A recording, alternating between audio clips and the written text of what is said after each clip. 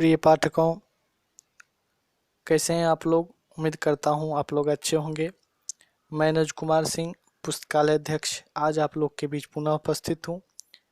आज बात करेंगे डॉक्टर एपीजे अब्दुल कलाम के जीवन के संबंध में।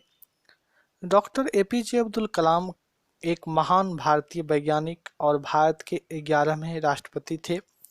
उन्होंने देश के सबसे महत्वपूर्ण संगठनों डीआरडीओ और इसरो में कार्य किया। उन्होंने वर्ष 1998 ईस्वी के पोखरण के द्वितीय परमाणु परीक्षण में भी महत्वपूर्ण भूमिका निभाई। डॉक्टर कलाम भारत के अंतरिक्ष कार्यक्रम और मिसाइल कार्यक्रम के साथ भी जुड़े हुए थे। इसी कारण उन्हें मिसाइल मैन भी कहा जाता है। वर्ष 2002 ईस्वी में डॉक्टर कलाम भारत के राष्ट्रपति चुने गए और 5 वर्ष की अवधि की सेवा के बाद वह शिक्षण, लेखन और सार्वजनिक सेवा में लौट आए। इन्हें भारत के सर्वोच्च नागरिक सम्मान भारत रत्न सहित कई प्रतिष्ठित पुरस्कारों से सम्मानित किया गया। अब उनके प्रारंभिक जीवन के संबंध में जानना भी आवश्यक है। अबुल पाकिर जैनुल आबिदीन अब्दुल कलाम का जन्म 15 अक्टूबर 1931 ईस्वी को तमिलनाडु के रामेश्वरम में एक मुसलमान परिवार में हुआ था। उनके पिता जैनुल आबिदीन एक नाविक थे और उनकी माता असीअम्मा एक गृहिणी थी।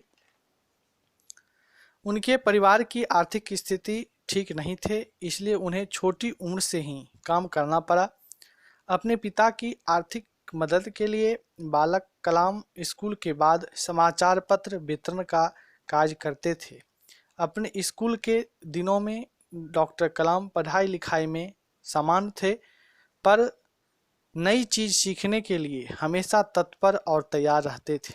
उनके अंदर सीखने की भूख थी और वो पढ़ाई पर घंटों ध्यान देते थे। उन्होंने अपनी स्कूल की पढ़ाई रामनाथपुरम मैट्रिकुलेशन स्कूल से पूरी की। उसके बाद तिरुचिरापल्ली के सेंट जोसेफ्स कॉलेज में दाखिला लिया, जहां से उन्होंने सन 1954 में भौतिकी विज्ञान में स्नातक किया। उसके बाद वर्ष 1955 में वो मद्रास चले गए, जहां से उन्होंने एरोस्पेस इंजीनियरिंग की शिक्षा ग्रहण की। वर्ष 1960 में कलाम ने मद्रास इंस्टीट्यूट ऑफ टेक्नोलॉजी से इंजीनियरिंग की पढ़ाई पूरी की। अब डॉक्टर कलाम के कैरियर के संबंध में भी जानना आवश्यक है। मद्रास इंस्टीट्यूट ऑफ टेक्नोलॉजी से इंजीनियरिंग की पढ़ाई पूरी करने के बाद डॉक्टर कलाम ने रक्षा अनुसंधान और विकास संगठन डीआरडीओ में वैज्ञानिक के तौर पर भर्ती हुए। कलाम ने अपने कैरियर की शुरुआत भारतीय सेना के लिए एक छोटे हेलीकॉप्टर का डिजाइन बनाकर किया। डीआरडीओ में कलाम को उनके काम से संतुष्टि नहीं मिल रही थी। कलाम जवाहरलाल नेहरू द्वारा गठित Indian national committee for space research के सदस्य भी थे। इस दौरान उन्हें प्रसिद्ध अंतरिक्ष वैज्ञानिक विक्रम साराभाई के साथ कार्य करने का अवसर मिला। वर्ष 1969 ईस्वी में उनका स्थानांतरण भारतीय अंतरिक्ष अनुसंधान संगठन इसरो में हुआ। यहाँ वो भारत के सैटेलाइट लॉन्च व्हीकल परियोजना के निदेशक के तौर पर नियुक्त किए गए थे। इसी परियोजना की सफलता के परिणाम स्वरूप भारत का प्रथम उपग्रह रोहिणी पृथ्वी की कक्षा में वर्ष 1980 में स्थापित किया गया। इसरो में शामिल होना कलाम के कैरियर का सबसे अहम मोड़ था। जब उन्हें सैटेलाइट लॉन्च व्हीकल परियोजना पर कार्य आरंभ किया, तब उन्हें लगा जैसे वो वही कार्य करते हैं जिसमें उनका मन पूरी तरह लगता है। 1963-64 के दौरान उन्होंने अमेरिका के अंतरिक्ष संगठन नासा की भी यात्रा की। परमाणु वैज्ञानिक राजा रमन्ना, जिनकी देखरेख में भारत ने पहला परमाणु परीक्षण किया था, कलाम को वर्ष 1974 में पोखरण में परमाणु परीक्षण देखने के लिए भी बुलाया था। 70 और 80 के दशक में अपने कार्यों और सफलताओं से डॉक्टर कलाम भारत में बहुत प्रसिद्ध हो गए और देश के सबसे बड़े वैज्ञानिकों में उनका नाम गिना जाने लगा। उनकी ख्याति इतनी बढ़ गई थी कि तत्कालीन प्रधानमंत्री इंदिरा गांधी ने अपने कैबिनेट के मंजूरी के बिना ही उन्हें कुछ गुप्त परियोजनाओं पर कार्य करने की अनुमति दी थी। भारत सरकार ने महत्वाकांक्षी integrated guided missile development programme का प्रारंभ डॉक्टर कलाम के देखरेख में किया। वह इस परियोजना के मुख्य कार्यकारी थे। इस परियोजना ने देश को अग्नि और पृथ्वी जैसी मिसाइलें दी।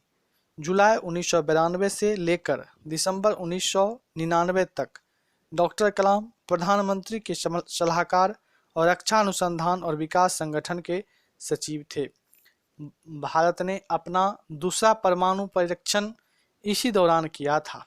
उन्होंने इसमें एक महत्वपूर्ण भूमिका निभाई थी। आर चिदम्बरम के साथ डॉक्टर कलाम इस परियोजना के समन्वयक थे। इस दौरान मिले मीडिया कवरेज ने उन्हें देश का सबसे बड़ा परमाणु वैज्ञानिक बना दिया। वर्ष 1998 में डॉक्टर कलाम ने हृदय चिकित्सक सोमा राजू के साथ मिलकर एक कम कीमत का कोरोनरी स्टेंट का विकास किया। इसे कलाम राजू स्टेंट के नाम दिया गया।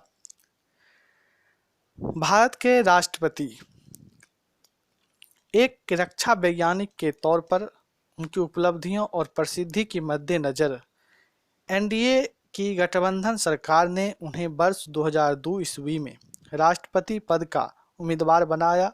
उन्होंने अपने प्रतिद्वंदी लक्ष्मी सहगल को भारी अंतर से पराजित किया और 25 जुलाई 2002 ईस्वी को भारत के 11वें राष्ट्रपति के रूप में शपथ लिया। डॉक्टर कलाम देश के ऐसे तीसरे राष्ट्रपति थे जिन्हें राष्ट्रपति बनने से पहले ही भारत रत्न से नवाजा जा चुका था। इससे पहले डॉक्टर राधाकृष्णन और डॉक्टर जाकिर हुसैन को राष्ट्रपति बनने से पहले भारत रत्न से सम्मानित किया जा चुका था। उनके कार्यकाल के दौरान उन्हें जनता का राष्ट्रपति कहा गया। अपने कार्यकाल की समाप्ति पर उन्होंने दूसरे कार्यकाल की भी इच्छा जताई, पर राजनीतिक पार्टियों में एक राय की कमी होने के कारण उन्होंने ये विचार त्याग दिया। राष्ट्रपति पद से सेवा मुक्त होने के बाद डॉक्टर कलाम शिक्षण, लेखन, मार्गदर्शन और शोध जैसे कार्यों में व्यस्त रहे और भारतीय प्रबंधन संस्थान शिलोंग, भारतीय प्रबंधन संस्थान अहमदाबाद, भारतीय प्रबंधन संस्थान इंदौर जैसे संस्थाओं से विजिटिंग प्रोफेसर के तौर पर जुड़े रहे।